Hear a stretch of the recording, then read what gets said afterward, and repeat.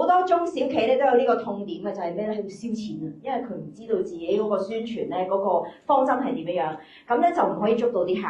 咁咧，我哋公司咧係有一個好 systematic 嘅系統咧，可以令到咧你哋知道咧你嘅客其實需要啲乜嘢，咁就可以咧去有效做宣傳啦。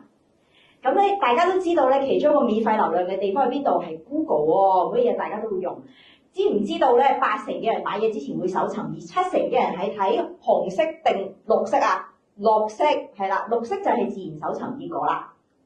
咁咧，所以咧喺網上買嘢咧，不外乎兩大陣營嘅。第一就係社交媒體咯，你睇下嘛，係咪？咁啊，搜尋引擎就你自己揾啦。點樣可以一係激情購買，一係咧就被動去查詢咧？兩邊咧，我哋系統都做到嘅。咁所以好多謝啦，大家嘅支持我哋咧嘅客戶中小企咧，至到咧上市公司都有。But 如果你係微企都唔使頭痕，唔使擔心，因為我哋識好多人有機會用到政府資助都可以幫到手，所以咧我哋可以傾下偈。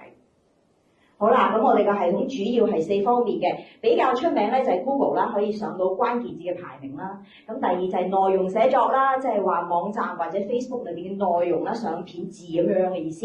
咁同埋咧保護品牌即係乜嘢啊？好似你喺呢度咁有好多正評，而外邊嘅人都要知道嘅。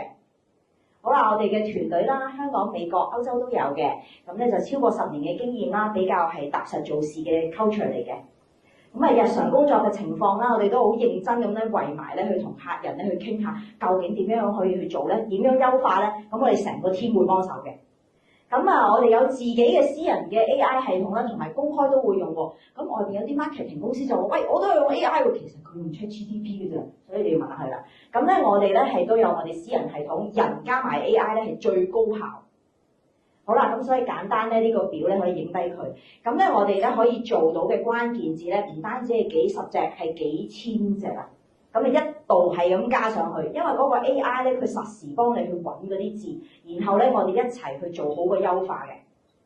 咁啊，做一個好簡單嘅例子啦。假設呢個教育公司佢咧就係會話：哦，我想做宣傳啊，我係教英文嘅。咁咧普通公司就可能同佢講，好似隻船喺個海面度浮下浮下咁樣。喂，咁你咪做學英文呢個字咯。但係咁樣係點咧？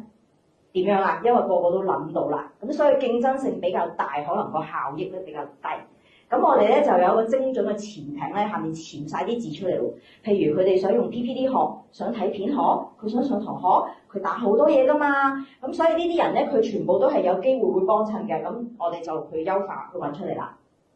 咁啊，客戶 Google 第一頁嘅例子啦，上到見到自己會好開心嘅。咁咧 Facebook IG 出帖咧冇難度，唔使拗爆頭。Google 後台咧，我哋每個月會俾大量嘅數據俾你睇到咧，你究竟嘅客係睇緊你邊一頁咧，想買啲乜嘢，將會買乜嘢。